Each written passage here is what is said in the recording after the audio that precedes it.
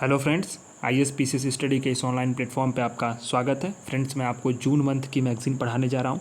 इसमें polity and governance में आपको शुरुआत कर रहा हूँ और इसी के साथ ही मैं आपको पैरेलली मई मंथ की मैगज़ीन में जो बचे हुए सेक्शन जैसे कि इन्वायरमेंट और साइंस एंड टेक उसको भी कंप्लीट कराऊंगा और साथ ही मैं आपको जुलाई मंथ की मैगज़ीन को भी पैरेलली इसके साथ पढ़ाऊँगा। कैसे, वो मैं आपको बताता हूँ। जैसे कि मैं आपको प्रीलिम्स के मेंस के पर्सपेक्टिव से सारी चीज़ों को मैं कवर करूंगा और पॉलिटी एंड गवर्नेंस, जैसे मान लो मैंने आपको जून का पढ़ा दिया, इसके साथ ही मैं आपको जुलाई का भी पॉलिटी एंड गवर्नेंस कराऊंगा। जैसे ही मान लो इसमें मैंने आईआर पढ़ाया जून का, तो फिर जुलाई मंथ का भी आईआर इसी वाले सेक्शंस में पढ़ाऊंगा।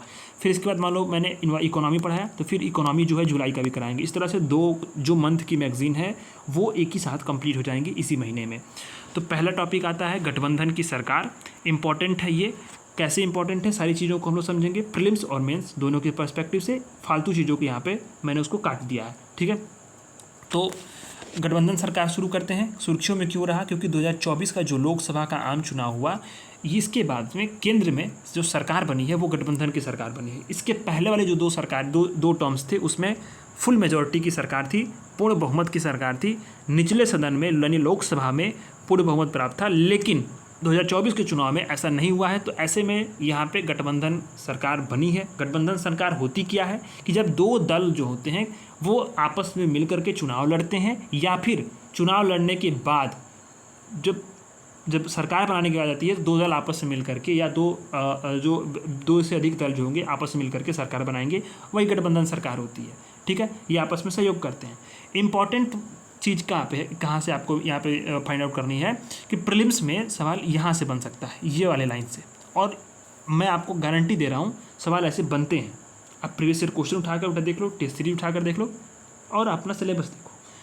प्रीलिम्स में चीज़ें यहाँ पे बनेगी कि देखो कि गठबंधन सरकार में कौन कौन से इंपॉर्टेंट फैक्टर्स महत्वपूर्ण भूमिका अदा करते हैं। स्टेटमेंट दे देगा आपको बहुदलीय प्रणाली, क्षेत्रीय विविधता, स्टेट लेवल की पार्टियों का उदय या सत्तारूढ़ दल विरोधी कारक, इनमें से निम्न में से कौन सही है? तो सभी सही है, चारों ऑप्शंस, या उसमें से कुछ एक आधा ऑप्शन एलिमिनेट कर देगा तो कोई दूसरा ऑप्शन दे देगा, फिर आप कंफ्यूज हो जाओगे।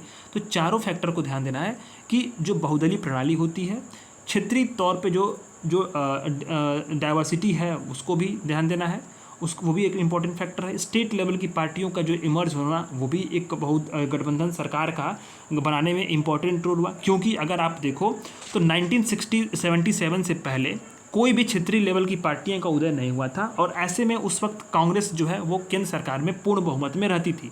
1977 में पहली बार जो है जनता पार्टी की सरकार बनी। उसके बाद से 1979 के बाद जो है वो रीजनल लेवल की पार्टियों का उदय होना शुरू हुआ। जैसे आरजेडी बनी, सपा बनी, बसपा बनी, डीएमके बना या एडीएमके बना। तो ये सारे जो पार्टियां बनी है ना, वहाँ से गठबंधन की राजनीति की लगभग 25 साल के युग की शुरुआत हुई। फिर इसके बाद जो है 1999 से 2004 के बीच में एनडीए 5 वर्ष तक सफलतापूर्वक रही और ये गठबंधन की सरकार थी पहली। फिर इसके बाद से 2024 में जो है ये फिर जो है गठबंधन की राजनीति का उदय हुआ। 2004 से लेकर के 2014 तक जो है 10 साल तक यूपीए की सरकार रही, वो भी गठबंधन की सरकार थी। इसके बाद जो है 2014 के बाद से 2024 तक पूर्ण बहुमत की सरकार रही, और फिर 2024 में जो है गठबंधन की राजनीति का उदय हुआ है। तो ये सारी चीज़ें हैं, ठीक है। गठबंधन दो तरह से बनते हैं। एक तो चुनाव से पहले बनता है, चुनाव से पहले जो होंगे कोई पार्टी आएंगी साथ मिल करके चुनाव लड़ेंगी और फिर वो सरकार बनाएंगी अगर मेजॉरिटी मिलती है तो। दूसरा गठबंधन बनता है चुनाव के बाद में। चुनाव के बाद यानी कि जब चुनाव हो जाता है तो फिर पार्टियाँ मिल जाती हैं और सरकार बना लेती हैं। तो इसका इंपॉर्टेंट चीज़ क्या है कि गठबंधन सरकार का महत्व क्या है। सवाल ये भी पूछा सकता है मेंस में। तो गठबंधन सरकार का महत्व ये कि व्यापक प्रतिनिधित्व इसमें शामिल होता है, अलग अलग क्षेत्रों का, अलग अलग लोगों के अलग अलग हितों का व्यापक तौर पे इसमें रिप्रेजेंटेटिव जो है तो ये इसमें शामिल होते हैं और प्रतिनिधित्व करते हैं। सभी क्षेत्र के जो प्रतिनिधि शामिल होंगे तो क्या हुआ कि इंक्लूसिव पॉलिसी बनेगी, इंक्लूसिव समावेशी नीतियाँ बनेंगी और कार्यक्रम भी जो है उसी के अनुरूप तय होंगे। नियंत्रण और संतुलन, चेक और बैलेंस, सबसे बड़ी बात है कि चेक एंड बैलेंस। जैसे कि एग्जांपल के तौर पे अगर आप देखो तो 2014 से 2024 के बीच की जो सरकार थी वो पूर्ण बहुमत की सरकार थी। तो सरकार ने जो भी डिसीजंस लिए उस पर अमल रही, वो चीज़ें पीछे हटती नहीं थी। काफ़ी विरोध हुआ, जैसे कि जो किसान आंदोलन था वो लगभग 2 से 2.5 साल चलने के बाद सरकार ने बड़ी मजबूरी में जाकर के चुनाव आया तो फिर उसने वापस लिया। ठीक इसी तरह से अगर आप देखो तो जो ही अभी आप देखना बहुत सारे डिसीजन सही से जो ही गठबंधन की सरकार बनी है, सरकार कई बार जो है जहाँ विरोध हो रहा है वहाँ पे बैकफुट पे चली जा रही है। क्यों हो रहा है? क्योंकि यहाँ पे चेक एंड बैलेंस जो है वो ज़्यादा प्रभावी है। ठीक है। एक दूसरे पे जो है गठबंधन सरकार बनती है तो जो भागीदार होंगे एक दूसरे पर नियंत्रण रखते हैं, मनमानी नहीं चलती है, ठीक है। तो नीतिगत निर्णय में जो जल्दबाजी लेते हैं, जल्दबाजी में नीतिगत निर्णय जो होता है वो उसके जोखिम कम होता है, ठीक है। आम सहमति बनाकर ही कोई काम हो पाएगा, क्योंकि जब तक आम सहमति वार्ता नहीं होगी तो क्या होगा कि यहाँ पे गठबंधन सरकारें गिर जाएंगी।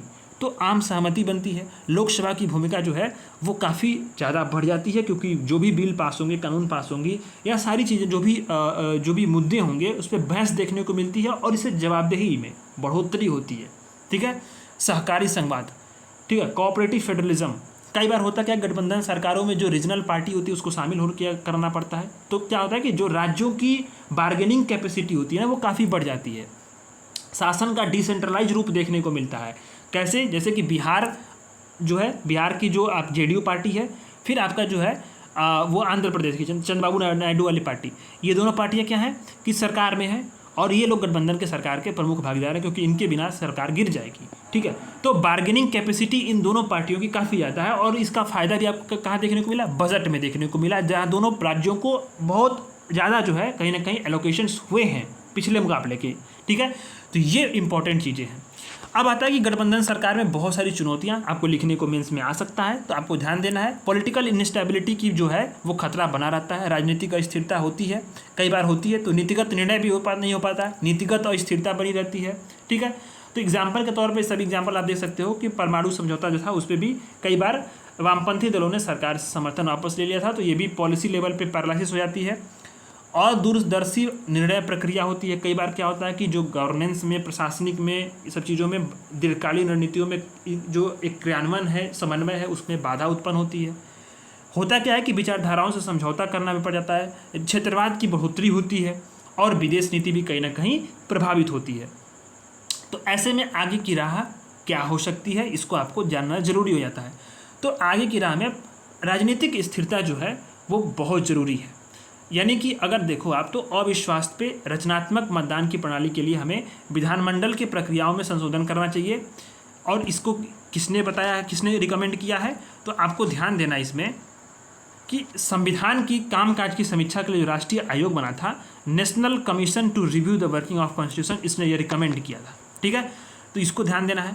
प्रधानमंत्री का चयन, यानी कि अब जो NCRWC के अनुसार संसद की जो प्रक्रिया के नियमों के तहत लोकसभा के अध्यक्ष के चुनाव के तहत क्या करना चाहिए कि लोकसभा के नेता के चुनाव के लिए एक तंत्र भी होना चाहिए और गठबंधन के कामकाज में पारदर्शिता हमें जो है लानी चाहिए।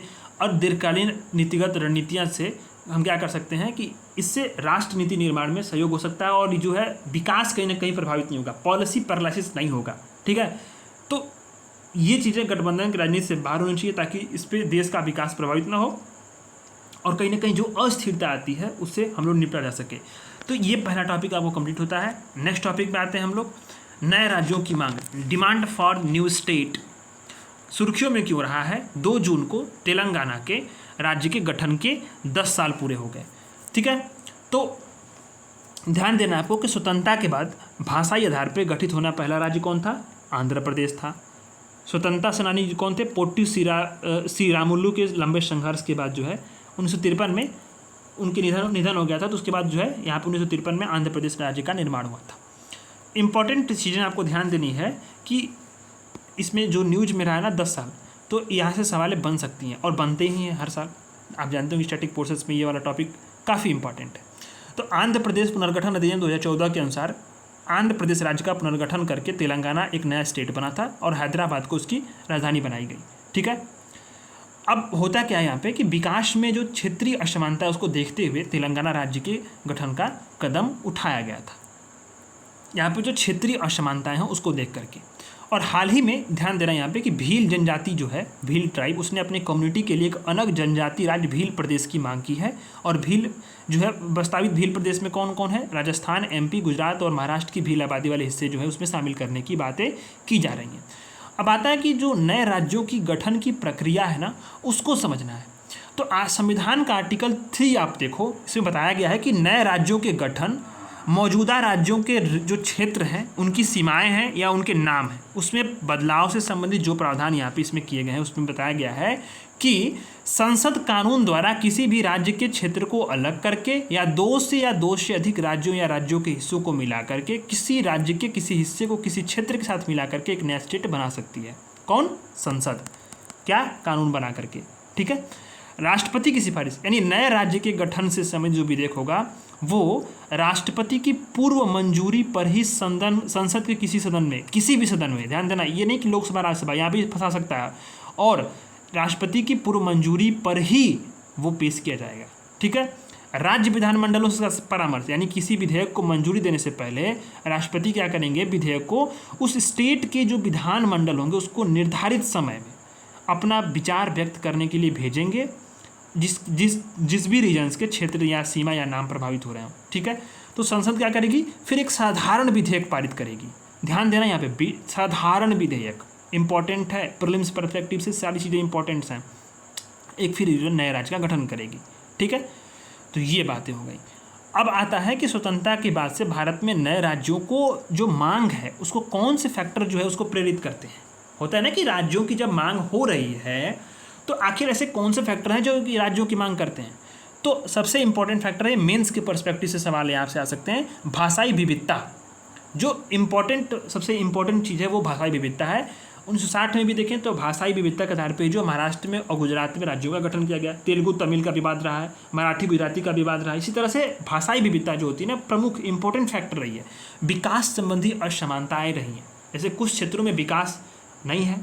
जैसे अभी यूपी को ही आप देख लो, यूपी में पूर्वांचल राज्य की गठन की मांग होती है, बुंदेलखंड की मांग होती है। क्यों होता है? क्योंकि पश्चिमी यूपी कहीं ना कहीं विकसित रहा, लेकिन अभी भी पूर्वांचल और बुंदेलखंड वाले जो रीजन्स हैं वो भी क्या है कि वो अविकसित हैं। जैसे बिहार में आप देखो सीमांचल और कोसी वाले रीजन्स हैं वो भी अविकसित होते हैं काफ़ी ज़्यादा। इसी तरह से आप इसमें एमपी में देख लो, विदर्भ में देख लो, महाराष्ट्र का, वो क्या है कि ये विकास के मामले में बहुत पिछड़े हुए हैं। तो यहाँ के लोग अलग राज्य की मांग करते हैं ताकि जो है हमारा भी विकास हो पाए।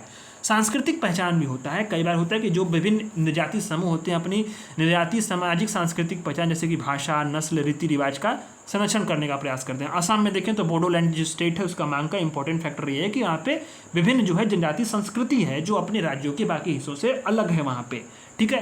प्रशासनिक दक्षता के लिए भी होता है कि छोटे छोटे राज्य होंगे वहाँ पे प्रशासनिक दक्षता काफ़ी कुशलतापूर्वक हो पाएगी। तो ऐसे में जो है यूपी में अलग हरित प्रदेश, जैसे कि आपका ना पूर्वांचल वाला रीजन्स हो गया, यही वाला चीज़ बता रहा हूँ आपको।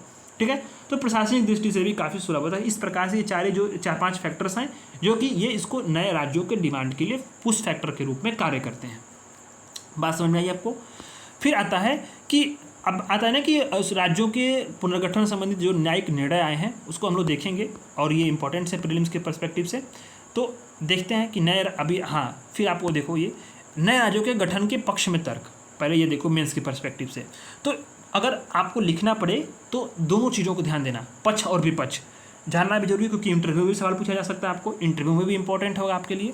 तो प्रभावी प्रशासनिक दक्षता जो होती है गठन के पक्ष में तर्क ये है कि संसाधनों का उचित उपयोग होता है। नवाचार यानी इनोवेशन जो होगा वो कहीं ना कहीं छोटे छोटे राज्यों में जो गवर्नेंस है, सर्विस डिलीवरी है, उसमें इनोवेशंस होंगे। जैसे एग्जाम्पल के लिए सिक्किम में जैविक खेती की सफलता की बात क्या हुआ कि केरल ने भी जैविक कृषि मिशन की शुरुआत की। ठीक है। तो छोटे छोटे जो राज्य जो नवाचार अपनाते हैं उसको कहीं ना कहीं वो भी एक इम्पॉर्टेंट पुल फैक्टर होता है कि जो नए राज्यों की डिमांड होती है वहाँ पे कि नए राज्य छोटे छोटे बनेंगे तो वहाँ पे बेहतर तरीके से हम नवाचार कर पाएंगे, प्रशासनिक दक्षता अच्छे से होगी, व्यापार भी काफ़ी अच्छे से होगा। ठीक है। और बेहतर विकास हो पाएगा। ठीक है। बेहतर विकास होगा। तो देखिए आप नीति आयोग की जो सूचकांक है 2023 का, उसमें देखो उत्तराखंड में जो मल्टी डायमेंशनल पॉवर्टी इंडेक्स है वो काफ़ी कम हुआ है। छोटे राज्य हैं। अगर बजट आर्थिक इकोनॉमिक सर्वे को भी देखें तो जो छोटे राज्य जैसे कि उत्तराखंड हो गया, हिमाचल हो गया, गोवा हो गया, ये यूपी एमपी जैसे राज्यों की तुलना में अधिक व्यापार करते हैं। तो कहीं ना कहीं एक व्यापारिक दक्षता भी सुधरती है। लेकिन उसके विरोध में तर्क भी तो है, आर्थिक तनाव होता है। जैसे नए राज्य का अगर देखें तो प्रशासनिक तंत्र का खर्चा, इंफ्रास्ट्रक्चर डेवलप करना, इंस्टीट्यूशंस को डेवलप करना बड़े पैमाने पर, इसके लिए फाइनेंशियल जो तंत्र की आवश्यकता होगी। ठीक है। तो अगर आप देखो अभी तेलंगाना की जो नई राजधानी है अमरावती, उसमें बुनियादी ढांचे और विभिन्न सरकारी भवनों के लिए भी 40,000 करोड़ की आवश्यकता होगी। यहाँ पे एक चीज़ आपको सुधारना है, इसमें गलत दिया है शायद। ठीक है। हैदराबाद को तेलंगाना की राजधानी बताया है, तो शायद इसको आप देख लेना। नहीं, तेलंगाना को तो हैदराबाद ठीक है, गलत ये दिया है, ये देखो तेलंगाना की नई राजधानी अमरावती दिया है, शायद इसको आप सही कर लेना, ठीक है, इसको सही करना आप। तो संसाधन आवंटन भी जो है इसमें भी इंपॉर्टेंट होता है यहाँ पे फैक्टर, जैसे कि देखो नए राज्य जो होंगे वो मूल राज्यों के बीच में पानी, बिजली और खनिज संपदा जैसे बंटवारों का जो है ये अंतर्राज्यीय विवादों को जन्म दे सकते हैं। जैसे कि अगर आप देखो तो कई बार ये कहा जाता है कि जो MP और छत्तीसगढ़ था, उसमें छत्तीसगढ़ सबसे इंपॉर्टेंट था, जहाँ पे अधिक खेती होती थी, अधिक खेती किसानी होती थी। जब कट गया तो MP वीरान हो गया, क्योंकि वहाँ पे चावल वगैरह की खेती होती थी। इस तरह से खनिज जो था सबसे अधिक झारखंड में था, बिहार से जब अलग हुआ तो बिहार एक तरह से वीरान हो गया, शून्य सा हो गया। ठीक इसी तरह से होता है। तो कई बार विवाद होते हैं, जैसे कि आप देखो तो आंध्र प्रदेश तेलंगाना के जो विभाजन हुआ, उसके बाद कृष्णा नदी का जल विवाद को लेकर के कई बार वो विवाद की स्थिति बनी हुई है। ठीक है, तो इसको आपको ध्यान देना है। सीमा विवाद को देखना है कि नवीन राज्य की जो सीमाएं होती हैं उससे खींचने से पड़ोसी राज्यों में क्षेत्रीय विवाद भी हो सकते हैं। महाराष्ट्र और कर्नाटक के बीच में जो बेलगावी विवाद है, ये विवाद आपको ध्यान देना है, बड़ा इंपॉर्टेंट विवाद है ये, कई बार न्यूज में रहता भी है। ठीक है, पेंडोरा बॉक्स। अब होता क्या है कि पेंडोरा बॉक्स मतलब कि अगर आप समझो ना कि जब एक प्रवृत्ति एक ऐसी होती है, ट्रेंड ऐसा होता है कि जब नए राज्यों की डिमांड होने लगती है ना और किसी एक की डिमांड पूरी होती है, तो फिर होता क्या है कि वही फिर अन्य राज्यों की मांग के निर्माण को बढ़ावा मिलने लगता है। तो ये बात है यहाँ पे। ठीक है, तो ऐसे में आगे की राह क्या होनी चाहिए? तो आगे की राह में सबसे इम्पॉर्टेंट चीज़ ये है कि इन सभी स्थितियों से निपटने के लिए हमें विकास को प्राथमिकता देनी है। जैसे कि जो किसी भी स्टेट के जो सभी रीजन्स हैं ना, उसमें विकास के लिए हमें कदम उठाना चाहिए। जो आर्थिक असमानताएं हैं, शिकायत, उसको दूर करना चाहिए, जो मुख्य वजह बनती है। एक विशेषज्ञ समिति बनानी चाहिए जो सभी हितधारकों को शामिल करे और उनकी जांचों के जो प्रभावी जो मांग की जांच करने के जो मांग हो रहा है उसकी जांच करने, प्रभावी जांच करे। इसके लिए विशेषज्ञ समिति बने। आर्थिक व्यवहार्यता, यानी कि अगर राज्यों का निर्माण तब तक न हो जब तक जो है उनके पास 60% तक जो है राजस्व संसाधन न हो जो नए राज्यों के निर्माण के लिए आवश्यक होंगे। और स्पष्ट दिशा निर्देश हों कि ताकि जो है कि एक मानदंड हो कि यही मानदंड होगा, ये स्पष्ट दिशा निर्देश होंगे, इसी पे आपके नए राज्यों की निर्माण होगी, अन्यथा नहीं होगा। ठीक है, तो इससे हम लोग इन चीज़ों से बच सकते हैं, नए राज्यों के निर्माण से। ठीक है, अब आता है कि राज्यों के पुनर्गठन संबंधी जो न्यायिक निर्णय हैं, तो बेरूबारी विवाद हुआ था। इसमें बताया गया था कि सुप्रीम कोर्ट ने कहा था कि जो संविधान का आर्टिकल 3 है वो संसद को राज्यों के क्षेत्रफल में परिवर्तन करने का अधिकार देता है, लेकिन ये अर्थ नहीं है कि ये संसद जो है अगर भारतीय क्षेत्र को किसी विदेशी क्षेत्र को सब सौंपेगी। ठीक है, तो इम्पॉर्टेंट ये है कि अगर किसी भारतीय क्षेत्र को दूसरे देश को सौंपना है तो आर्टिकल 368 के तहत संशोधन होगा। ठीक है, इम्पॉर्टेंट है ये, और ये आपको लक्ष्मीकांत में दिया हुआ है। स्टेट जो आपका पुनर्गठन का आयोग बना था, समितियां बनी थी, यूपीपीसीएस ने इस पर और बीपीएससी ने, यूपीएससी ने भी लगातार सवाल पूछे हैं। और यूपीपीसीएस तो हर साल इसमें से हर अल्टरनेटिव ईयर पे देखो तो आप सवाल यहाँ पे पीआईक्यू में बने हुए हैं। तो आपको ध्यान देना है, एस के धर आयोग 1948 में बना था, जो उसने क्या बोला था कि भाषाई आधार पर नहीं बल्कि प्रशासनिक सुविधा के आधार पर राज्यों का पुनर्गठन हो। जेवीपी समिति बनी थी, जवाहरलाल नेहरू, वल्लभ भाई पटेल और पट्टाभी सीतारामैया, जिन्होंने भी इस समिति के नाम का जो है जेवीपी रखा गया था, और इसने भी जो है भाषाई आधार पर जो मांग था उसको खारिज कर दिए थे। इसके बाद 1953 में फजल अली आयोग बना, जिसने जो राज्यों के पुनर्गठन के लिए 1953 में 4 फैक्टर की पहचान की थी। ठीक है, क्या फैक्टर था कि देश की एकता और सुरक्षा को बनाए रखना और मजबूत करना है, भाषाई और सांस्कृतिक एकरूपता को मजबूत महत्व देना है, फाइनेंशियल स्टेबिलिटी, इकोनॉमिक और एडमिनिस्ट्रेटिव दृष्टि से भी हमें ध्यान देना है, और राज्यों का जो पुनर्गठन का उद्देश्य होना ये चाहिए कि लोगों के राष्ट्र का कल्याण हो और उन्हें बढ़ावा मिले। ठीक है, और इसी ने 14 राज्यों और 6 केंद्र शासित प्रदेशों की सिफारिश की थी, और इसको जो है इन्हीं संसद ने इसी आयोग की सिफारिशों को 7वें संविधान संशोधन अधिनियम के माध्यम से लागू किया था। तो ये वाला आर्टिकल आपने देख लिया, प्रीलिम्स पर्सपेक्टिव से ये वाला सेक्शन मोस्ट इंपॉर्टेंट हो जाता है। ठीक है, अब आता है नेक्स्ट आर्टिकल, आंतरिक आपातकाल, इंटरनल इमरजेंसी। क्यों न्यूज में रहा है? क्योंकि 2024 में भारत में राष्ट्रीय आपातकाल के 50 वर्ष पूरे हुए हैं घोषणा के। 25 जून 1975 को एक आंतरिक खतरे का हवाला देते हुए वह तत्कालीन जो पीएम इंदिरा गांधी थी, उन्होंने राष्ट्रपति, उनकी सिफारिश पर राष्ट्रपति ने नेशनल इमरजेंसी की घोषणा की थी। आपातकाल होती क्या है, आपातकाल क्या होता है, इसको समझेंगे। आपातकाल के प्रकार क्या बताया गया हमारे संविधान में, इसको समझेंगे। इसकी प्रक्रिया क्या है, इसका कैसे निरसन हो सकता है, फैक्टर्स कौन कौन से उस वक्त थे, और इसकी आलोचनाएं क्या हुई, इसका प्रभाव क्या पड़ा, फिर इसके बाद संशोधन आया और उसका निष्कर्ष। यानी आपातकाल के बहुत सारी चीज़ें आपको यहाँ पे देखने को मिलेंगी, जो कि प्रीलिम्स पर्सपेक्टिव से भी इंपॉर्टेंट है और मेंस में भी सवाल यहाँ पे बन सकता है। ठीक है, ये चीज़ें हैं।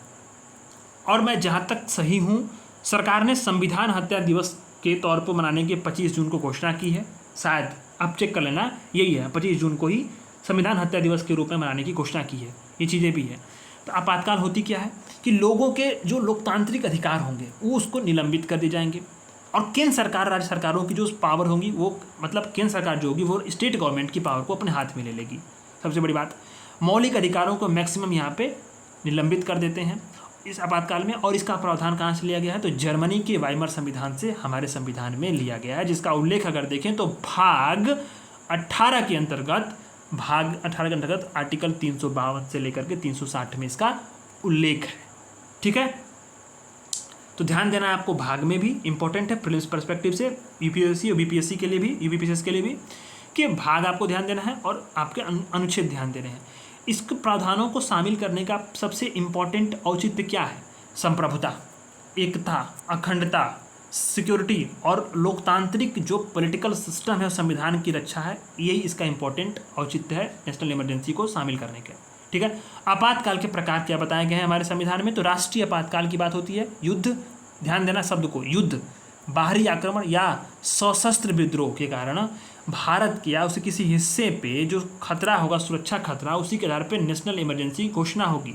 ठीक है, तो जो युद्ध या बाहरी आक्रमण यानी कोई देश किसी ने भारत पर आक्रमण कर दिया तो उसके आधार पे जो आपातकाल होगा उसको बाह्य आपातकाल बोलेंगे, या और सशस्त्र विद्रोह के आधार पे अगर कोई आपातकाल लगेगा तो उसको आंतरिक आपातकाल बोलेंगे।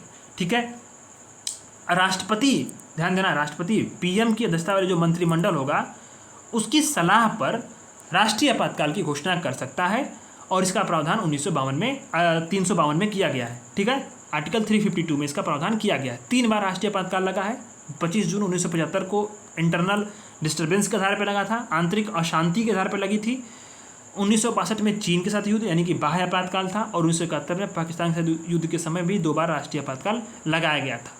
ध्यान यहाँ पे देना है कि 44वां संविधान संशोधन 1978 के माध्यम से जो इंटरनल डिस्टर्बेंस था, आंतरिक अशांति थी, उसको क्या बना दिया गया, उसको जो है आर्म्ड रिवोल्यूशन से बदल दिया गया, यानी कि सशस्त्र विद्रोह जब होगा, यानी अगर कोई सेना का विद्रोह होता है या फिर किसी गुट द्वारा या किसी संगठन द्वारा सशस्त्र विद्रोह होगा तो ही इमरजेंसी लगेगी। इंटरनल डिस्टर्बेंस शब्द को 44वें संविधान संशोधन अधिनियम 1978 के माध्यम से हटा दिया गया। ठीक है, राष्ट्रपति शासन तब लागू होता है, ध्यान देना, दूसरा वाला जो प्रकार है आपातकाल का, जब राज्य में जो संविधान का तंत्र है, संवैधानिक तंत्र, ठीक है, जो कॉन्स्टिट्यूशन का मैकेनिज्म है वो फेल हो जाता है, विफल हो जाता है।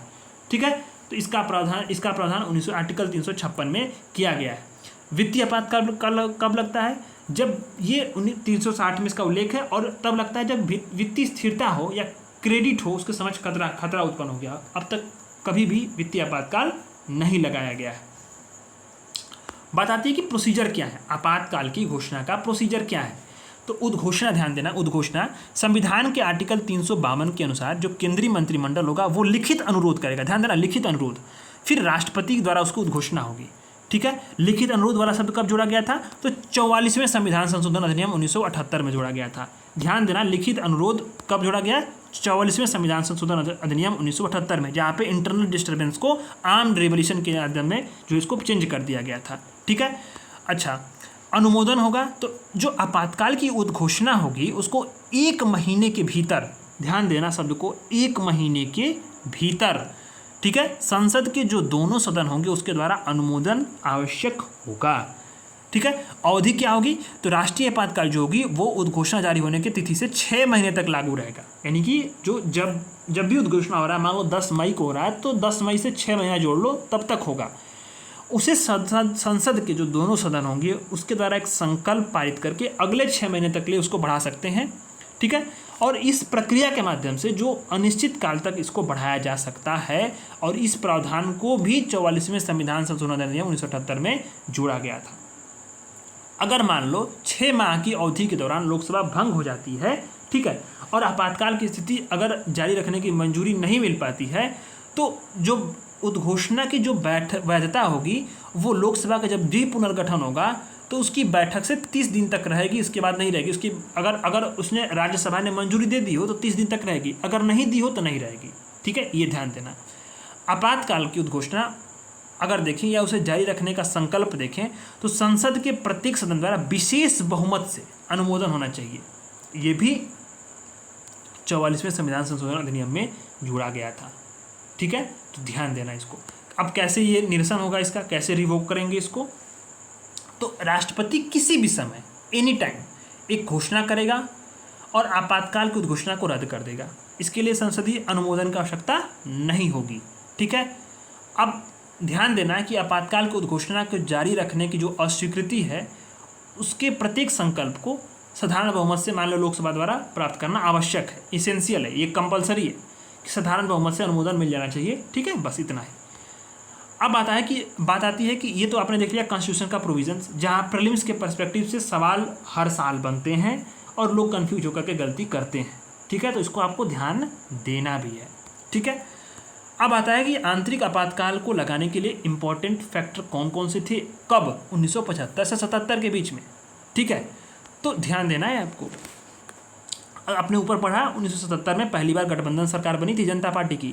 77 जो यानी आपातकाल एक बहुत बड़ा रीजन था जिसने जो है सत्ता के केंद्र में जो कांग्रेस थी उसके परिवर्तन लाया था और वो गठबंधन सरकार जनता पार्टी की बनी थी। हालांकि ज़्यादा दिन तक नहीं चला लेकिन फिर भी जो है वो बना था, वो शुरुआत हुई थी वहाँ से। और वही जनता पार्टी फिर उसे टूटकर भाजपा बनी जो आज की सत्ता में है और वो लगभग 10 सालों से काबिज है और इस बार भी है। ठीक है, भले ही वो गठबंधन की सरकार हो पर भाजपा है। तो उस वक्त के फैक्टर क्या थे? आर्थिक संदर्भ अगर हम देखें तो 1973 में वस्तुओं की कीमतों में 23%, 74 में 30% की वृद्धि हुई थी और बहुत अधिक कठिनाई का सामना लोगों को करना पड़ा था। गुजरात बिहार में आंदोलन हो रहे थे, जेपी जो थे उस वक्त बिहार में थे, गुजरात में भी छात्रों का विरोध प्रदर्शन हो रहा था। राजनीति और राष्ट्रीय राजनीति पर यहाँ पर प्रभाव पड़ रहा था और साथ ही साथ न्यायपालिका के साथ टकराव चल रहा था। कई सारे मतभेद थे और सरकार और सत्तारूढ़ दल के जो साथ न्यायपालिका के जो मतभेद थे उसमें इम्पॉर्टेंट ये था कि न्यायाधीश के रूप में जो न्यायमूर्ति A.N. राय थे उनकी नियुक्ति थी। ठीक है, क्योंकि उनकी वरिष्ठता जो है, जो इनसे वरिष्ठ लोग था उनको दरकिनार करके A.N. राय की नियुक्ति हुई थी। तो ये भी एक बहुत बड़ा विवाद था। अब होता क्या है कि आंतरिक आपातकाल तो लग गया, अब उसकी लागू करने के प्रभाव और आलोचना बहुत ज़्यादा हुई थी। तो प्रभाव आलोचना यहाँ पे बहुत ही अच्छे तरीके से बताया गया है। अगर आपको जब कभी भी मेंस में लिखने का मौका मिले आप तीनों फैक्टर को लिखना, प्रभाव या आलोचना। तो यहाँ पे एक राजनीतिक प्रभाव पड़ा, दूसरा सामाजिक प्रभाव पड़ा और एक संस्थागत यानी इंस्टीट्यूशनल तौर पे जो भी प्रभाव पड़ा वो चीज़ ध्यान देना है। तो राजनीतिक प्रभाव में क्या पड़ा कि नागरिक स्वतंत्रता का निलंबन हुआ। आपातकाल के दौरान सरकार को सभी या किसी भी मौलिक अधिकार को कम करने या बैन करने की शक्ति मिल गई थी। सेंसरशिप चालू हो गया, मीडिया को दबाया गया, प्रेस जो परिषद थी उसको समाप्त कर दिया गया, कई पत्रकारों को और कार्यकर्ताओं को जो है जेल में डाल दिया गया, समाचार पत्रों पे सेंसरशिप लागू कर दी गई, सत्ता का केंद्रीकरण हुआ, कई बार जो शक्तियाँ थी उसका वितरण व्यवहारिक रूप से निलंबित कर दिया गया। ठीक है, अगर आप देखो तो इसी में तो 42वें संविधान संशोधन द्वारा 1976 में लोकसभा की अवधि थी वो 5 वर्ष से बढ़ाकर 6 वर्ष कर दी गई थी। जो असहमतियाँ थी उस पर कार्रवाई हुई। मीसा कानून हुआ था, जैसे कि आंतरिक सुरक्षा अधिनियम 1971 मीसा कानून था, उसे बिना किसी मुकदमे के गिरफ्तार कर लिया गया। शायद लालू यादव ने अपनी एक बेटी का नाम मीसा भारती इसी मीसा कानून के विरोध में रखा था, जहाँ तक मैं सही हूँ। ठीक है, और सामाजिक प्रभाव देखने को क्या मिला? सत्ता का दुरुपयोग हुआ। और हाँ, एक बात है, इसी के समय जब आंदोलन हो रहे थे, जेपी मूवमेंट हो रहा था, आपातकाल लगा, वहीं से जो है गठबंधन की राजनीति का सूत्रपात हुआ। क्षेत्रीय दलों के जो है स्थापना का जो है नींव पड़ चुकी थी और कहीं न कहीं जो उसी छात्र आंदोलन से जो उपजे हुए नेता आज भी हैं भारतीय राजनीति में, जैसे लालू प्रसाद यादव, नीतीश कुमार, इसी तरह से नरेंद्र मोदी भी थे, गुजरात में एक्टिव थे उस वक्त। तो बहुत ही बड़ा इम्पैक्ट पड़ा था। सरकार ने जितना अधिक सप्रेस किया उसका उतना ही बैक रिएक्शन हुआ। ठीक है, तो ये चीज़ें हुई थी। सामाजिक प्रभाव पड़ा, सत्ता का दुरुपयोग हुआ, कई बार बड़े पैमाने पर अत्याचार हुए, मौतें हुई और जो बड़े पैमाने पे जो उचित पुनर्वास योजना थी उसमें बिना झुग्गी झोपड़ी घटाने का जो है अभियान चलाया गया। हजारों लोग जो है उसमें विस्थापित हुए। संगठनों पे प्रभाव पड़ा, कई बार RSS, जमात इस्लामी जैसे जो धार्मिक सांस्कृतिक संगठन थे उस पर सद्भाव बिगाड़ने का शंका को लेकर कार्रवाई की गई, बैन लगाया गया। जबरन नसबंदी भी हुई थी, जनसंख्या नियंत्रण और परिवार नियोजन के नाम पर लोगों की नसबंदी की जा रही थी। इससे व्यक्तिगत स्वतंत्रता और प्रजनन संबंधी स्वतंत्रता भी यहाँ पे कहीं ना कहीं प्रभावित हुई थी। संस्थागत प्रभाव पड़ा था, यानी न्यायिक स्वतंत्रता भी कहीं ना कहीं प्रभावित हुई थी। न्यायपालिका की स्वतंत्रता से समझौता किया गया। कई बार जो जिन न्यायाधीशों को सरकार का समर्थन न करने वाला माना गया उनको दरकिनार कर दिया गया, ठीक है। और सरकार ने न्यायिक समीक्षा के दायरे को सीमित करने के उद्देश्य से ही जो है वो 42वां संविधान संशोधन अधिनियम 1976 पारित किया था। विश्वास का क्षरण हुआ। कई बार आपातकाल के दौरान जो है मनमानी उपयोग ने सरकारी संस्थाओं में नागरिकों के विश्वास को खत्म कर दिया था, ठीक है। तो ये चीज़ें हैं। अच्छा, अब आंतरिक आपातकाल के बाद 44वां संविधान संशोधन 1978 से बहुत सारे संवैधानिक परिवर्तन लाए गए। उसके पहले आप जानते हैं कि 1977 में जनता पार्टी की सरकार ने जस्टिस जेसी शाह का आयोग का गठन किया था। ध्यान देना, जस्टिस जेसी शाह का कार्य क्या था कि जब 1975 जून में जब जो है जून 25 जून 1975 में जो आपातकाल लगा था, उस दौरान सत्ता की दुरुपयोग और ज्यादतियों की जांच करने के लिए कई सारी जो पहलू थे उस पर जांच करने के लिए जनता पार्टी ने जस्टिस जेसी शाह आयोग का गठन किया था, ठीक है। तो आंतरिक आपातकाल के बाद 44वां संविधान संशोधन जो हुआ 1978, उसमें बहुत सारे संवैधानिक परिवर्तन हुए थे। इसमें बहुत सारे परिवर्तन में कौन कौन से इंपॉर्टेंट हैं, तो लिखित अनुमोदन, यानी आपातकाल की घोषणा तभी होगी जब मंत्रिमंडल राष्ट्रपति को लिखित सलाह पे होगा देगा, लिखित सलाह पे, मौखिक सलाह नहीं, लिखित सलाह पे देगा ताकि प्रूफ हो, ठीक है। मौलिक अधिकार यानी कि जो आर्टिकल 359 उसका दायरा सीमित किया गया। जो अपराधों के लिए दोष सिद्धि के संबंध में संरक्षण का अधिकार है आर्टिकल 20 और प्राण और दैहिक स्वतंत्रता आर्टिकल 21, ये आपातकाल के दौरान भी लागू रहेंगे। इन आर्टिकल को छोड़ करके बाकी सभी आर्टिकल निरस्त हो जाते हैं जो मौलिक अधिकार के हैं, लेकिन 20 और 21 किसी भी हाल में नहीं होगा, ठीक है। इंपॉर्टेंट है, प्रीलिम्स में यूपीपीसीएस कई बार पूछा है, यूपीएससी भी कई बार पूछा है, ठीक है। ये भी ध्यान देना है कि 44वां संविधान संशोधन ने संपत्ति का जो अधिकार था उसको मौलिक अधिकार के रूप में समाप्त कर दिया और आर्टिकल 301 के तहत इसे संवैधानिक अधिकार बना दिया, क्योंकि ये संपत्ति का अधिकार था ना, यहीं से विवाद शुरू हुआ था, न्यायपालिका और सरकार के बीच में टकराव यहाँ से, और सारा विवाद का जड़ यही था, ठीक है। लोकसभा का कार्यकाल जो है आर्टिकल 83 और 172 में संशोधन करके जो लोकसभा का कार्यकाल था वापस 6 से 5 वर्ष कर दिया गया, जो कि 42वें में 6 वर्ष किया गया था। आर्टिकल 275 को हटाया गया, यानी कि यह अनुच्छेद का करता था कि केंद्र सरकार को किसी भी राज्य में कानून और व्यवस्था की किसी भी गंभीर स्थिति से निपटने के लिए कि संघ द्वारा किसी भी जो सशस्त्र बल है या अन्य बल है उसको तैनात करने का पावर देता था, तो उसको हटाया गया। आर्टिकल 275 को हटाया गया। न्यायिक समीक्षाएं, राष्ट्रपति या उपराष्ट्रपति के चुनाव से जो भी चिंताएं हैं, संशय हैं, विवाद हैं, उसकी जांच सुप्रीम कोर्ट द्वारा की जाएगी और फैसला भी सुप्रीम कोर्ट ही करेगा। ये बातें यहाँ पे इसमें की गई, ठीक है। तो निष्कर्ष ये निकलता है कि आपातकाल के दौरान जो असहमति का दमन था और नागरिक स्वतंत्रता में कटौती थी, वो लोकतंत्र की रक्षा में नागरिकों की भूमिका को रेखांकित करती है। तो ध्यान ही देना है कि इसके अलावा सत्ता के केंद्रीकरण को हमें रोकना है और लोकतांत्रिक सिद्धांतों को बनाए रखने के लिए हमें क्या करना है कि लोकतांत्रिक जो ढांचे उसके पीछे चेक एंड बैलेंस को मजबूत करने की आवश्यकता है, ताकि जो है आपातकाल जैसी फिर से स्थितियाँ दोबारा ना आ पाएँ, ठीक है।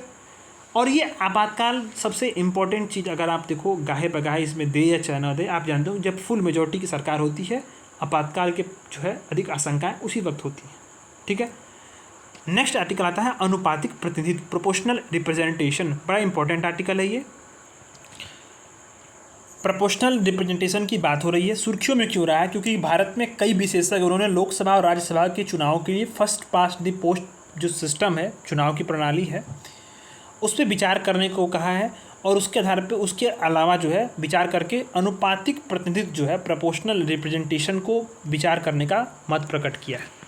यानी कि कहीं ना कहीं बताया जा रहा है, जो विशेषज्ञ हैं वो कह रहे हैं कि जो लोकसभा और राज्यसभा का चुनाव है वहाँ पे first past the post system के अलावा हमें अनुपातिक प्रतिनिधित्व पर विचार करने का मत प्रकट करना चाहिए। ये ऐसा उन्होंने अपना विचार दिया है। अब आता है कि बहुत दोनों इंपॉर्टेंट हैं प्रीलिम्स पर्सपेक्टिव से, first past the post system और अनुपातिक प्रतिनिधित्व होता क्या है इसके बारे में समझेंगे, दोनों में अंतर क्या है, लाभ क्या है, ठीक है, इसके प्रकार क्या हैं, भारत में इसके लिए जो है न अपनाने का कारण क्या था, ये चीज़ों को समझेंगे, ठीक है। तो first past the post system साधारण बहुमत की जो प्रणाली है, इसमें देखते हैं कि भौगोलिक इकाई यानी देश को क्या कहते हैं हम लोग, छोटी छोटी भौगोलिक इकाइयों में डिवाइड करते हैं, जिन्हें हम लोग क्या बोलते हैं, निर्वाचन या जिला बोलते हैं। अनुपातिक प्रतिनिधित्व में क्या बोलते हैं हम लोग कि बड़े बड़े जो भौगोलिक क्षेत्र होंगे उसको निर्वाचन क्षेत्रों में सीमांकित करेंगे और पूरा देश एक निर्वाचन क्षेत्र होता है इसमें, ठीक है, पूरा देश। अब प्रतिनिधित्व इसमें देखें तो प्रत्येक निर्वाचन क्षेत्र से क्या होगा, एक प्रतिनिधि चुना जाएगा। जैसे हर क्षेत्र से एक सांसद या एक जो विधानसभा से विधायक चुने जाते हैं वैसे ही। लेकिन यहाँ पे देखें तो एक निर्वाचन क्षेत्र से एक से अधिक प्रतिनिधि चुने जा सकते हैं। किसमें? अनुपातिक प्रतिनिधित्व में, क्योंकि यहाँ पे क्या है, पूरा देश ही एक निर्वाचन क्षेत्र हो सकता है। इसमें मतदान की प्रक्रिया देखें तो मतदाता किसी भी उम्मीदवार को मत दे सकते हैं, लेकिन यहाँ पे देखें तो मतदाता किसी भी दल को वोट दे सकते हैं। ठीक है, ध्यान देना, किसी भी दल को वोट दे सकते हैं। इसमें सीट वितरण क्या होता है कि किसी भी दल को विधायिका में वोटों की तुलना में अधिक सीटें मिलती हैं। ठीक है, और यहाँ पे देखें तो प्रत्येक दल को प्राप्त वोटों के परसेंटेज के रेशियो में विधायिका में सीटें मिलती हैं। एग्जाम्पल के तौर पे जहाँ first part the post system है वहाँ पे यूएसए है, यूके है, कनाडा, भारत है। और यहाँ पे जो अनुपातिक प्रतिनिधित्व है वहाँ पे देखें तो आपका इजराइल और नीदरलैंड है। लाभ इसके क्या होता है कि आम मतदाता के लिए समझना आसान है। प्रीलिम्स में सवाल यहाँ पे बन सकता है, एक स्थिर सरकार के गठन को सुगम बनाती है। कौन? First past the post system.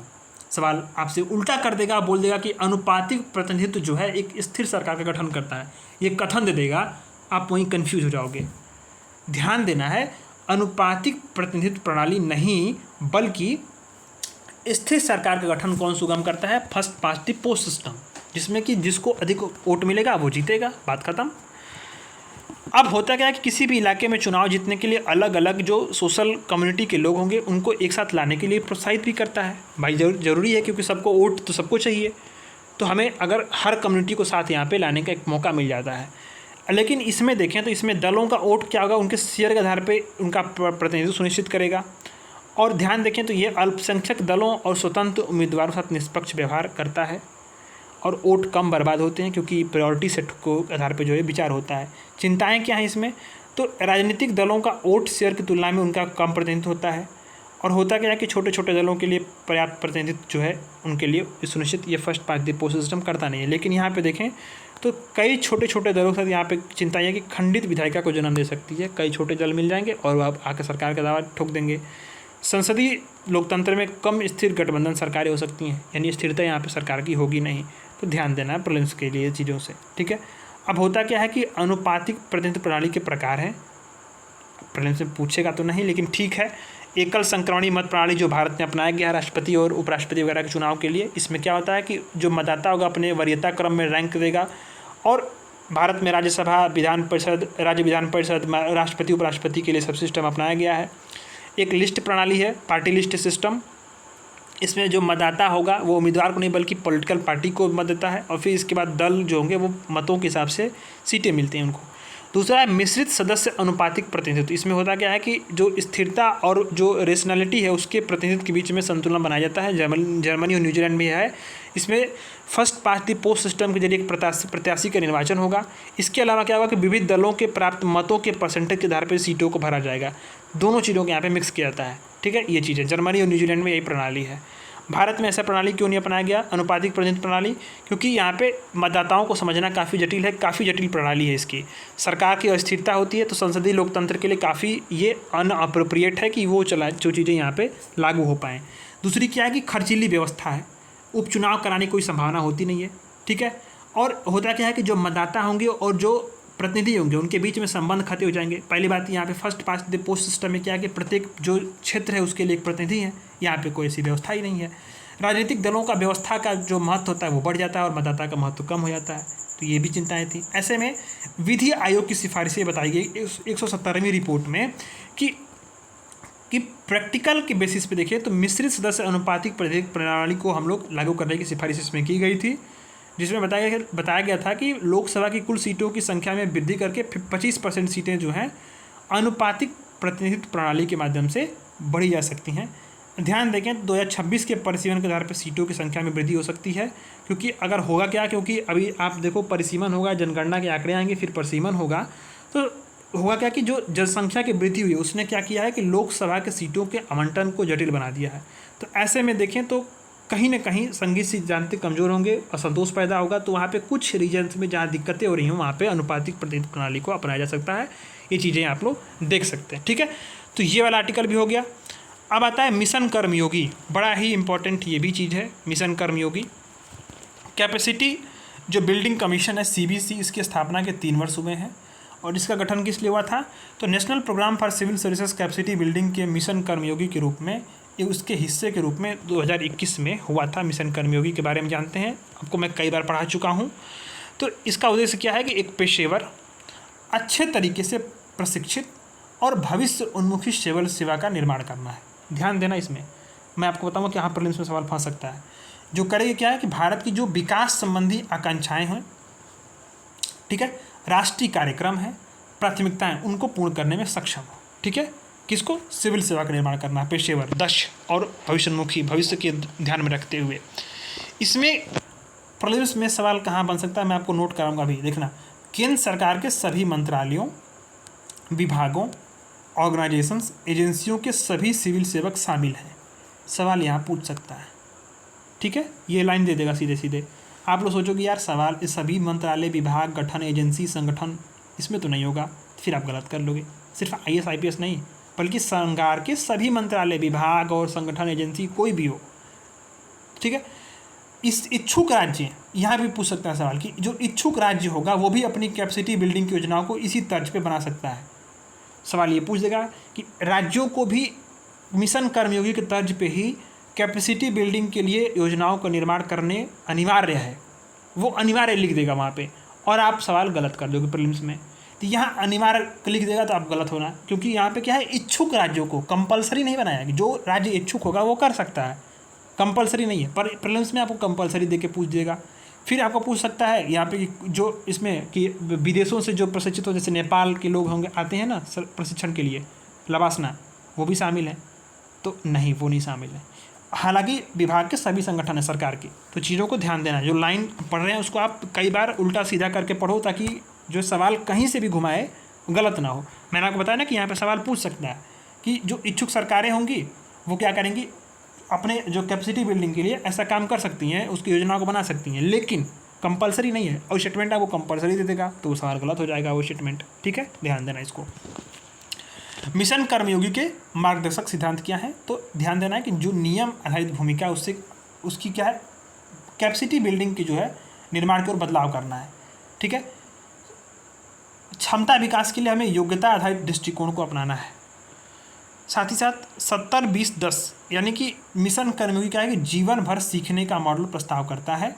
इसका सिद्धांत है कि 70% सीखना नौकरी के अनुभव चिंतन से आता है, 20% सीखना दूसरों के काम से आता है और 10% जो है प्रशिक्षण से आता है।